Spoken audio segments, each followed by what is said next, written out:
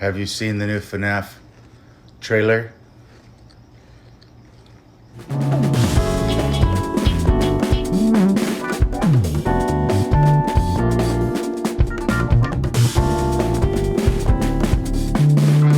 Deciding on what to play is surprisingly pretty tough nowadays. There's just so much stuff coming out at all times that it can be pretty overwhelming. So what I'm going to start to do here is make videos where I go through every game that I played through in the given month and give my super quick thoughts. Hopefully you'll find something here that you would have otherwise missed. So this is every game that I played through in January 2023.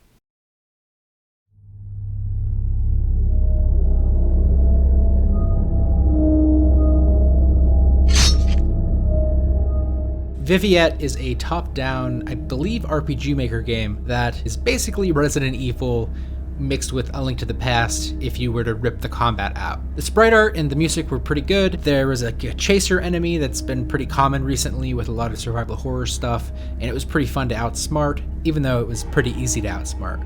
I would say some of the puzzles were too illogical, making it more of a chore than a challenge, and the story really wasn't that interesting to me, but it was okay. 3 out of 5.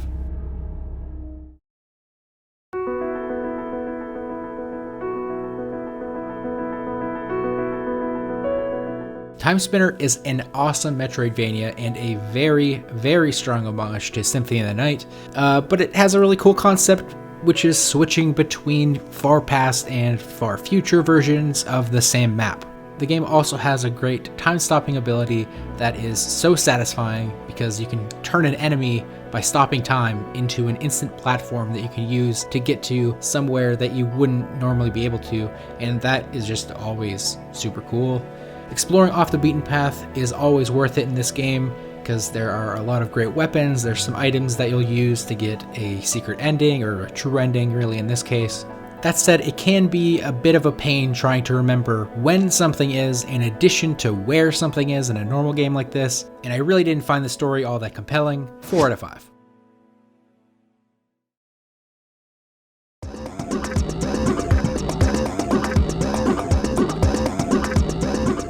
Fatum Betula is a unique lo-fi first-person adventure game that will take you about an hour per playthrough. But there's a lot of different playthroughs, so I don't know, playtime will vary.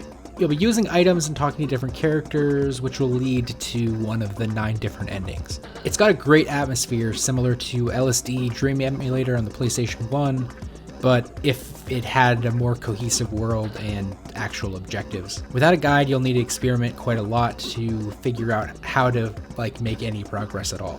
I often found myself thinking I had a solution to one of the interactions, only for when I attempted it, nothing to happen. So I found it kind of frustrating, but I could see somebody else getting a lot out of this, but it really wasn't for me. 2 out of 5.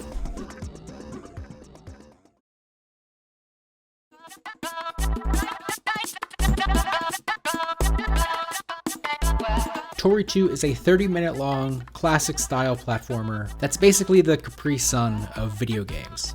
It's inconsequential, but it goes down easy and brings back some childhood nostalgia. It has the same style as a N64 PlayStation platformer with some really great music. It's not challenging at all, but I'd say in this case that's actually kind of a plus. It's just a relax, chill out kind of thing. It does have some secrets that you can discover, and you could maybe squeeze an hour out of this. I definitely recommend Toree 2 and all of the other similar short 3D platformers by the developer Ciactro. Super Kiwi 64 being my favorite. Check that one out. 4 out of 5.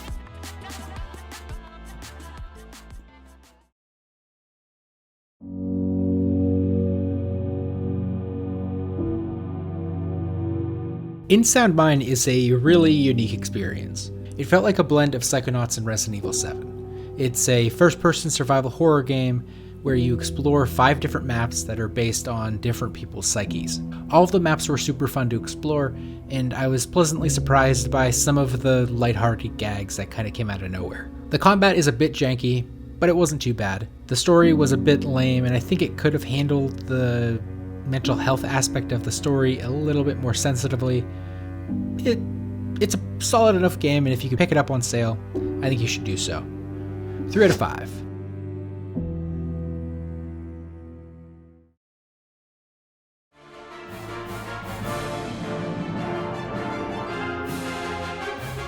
Marvel Snap is a super fun competitive card game. You can play it on PC and mobile, and it was designed by the same lead designer of like the early Hearthstone stuff, back when it was good. It's got a lot going on with 3 locations, 6 turns, and all sorts of cards and abilities that can affect the game. It's a bit of a black hole once you really get into it, but it's really satisfying when you do. My only knock against it is that it takes a long time to get the cards that you need to become competitive. But at least it's not really pay to win, like in any sense, because it's not really predatory like a lot of mobile games are. I'd say this one's a 4 out of 5. I'm gonna play a lot more of this game.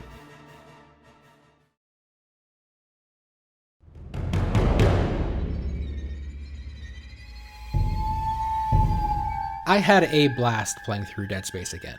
It's an all-time classic survival horror game, and this is definitely the best way to experience it. Although, beyond the graphical rehaul, many of the changes felt unnecessary, such as tweaking some of the weapons and adding a Left 4 Dead-esque AI director for varying up enemy encounters and item placements. The notable changes were the zero gravity sections were fixed, and Isaac was given dialogue. These changes just brought it up to the standard that Dead Space 2 set, making me wonder, what are they even going to do when they inevitably remake Dead Space 2? This really wasn't a Resident Evil 2 situation where going back to the original doesn't hold up mechanically for a lot of newer players. I would have preferred just a remastered set of all 3 Dead Space games, similar to the Mass Effect Legendary Collection, where they just kind of spruced it up just a touch and put out the games kind of as they were.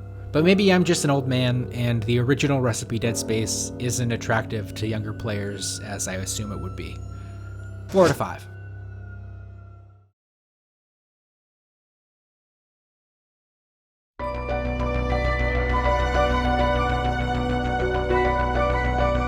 Axiom Verge on its face is a super clear Metroid homage, similar to the way that Timespinner was a super clear Castlevania Symphony of the Night homage. But Axiom Verge has a super cool twist, just like Timespinner did, where in Axiom Verge you have a gun that glitches the world and lets you do some pretty awesome stuff, like phase through blocks and stuff like that. The game is absolutely packed with weapons to discover, which makes exploration super rewarding.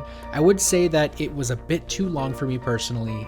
The soundtrack was a little annoying after a long time in the same area, and the story was kind of confusing.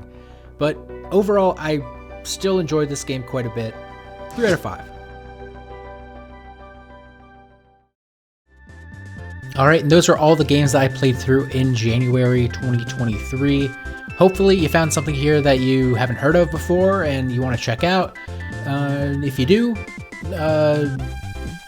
comment, I guess. I don't know. Alright, see you next month, I guess. I guess I'm doing this now.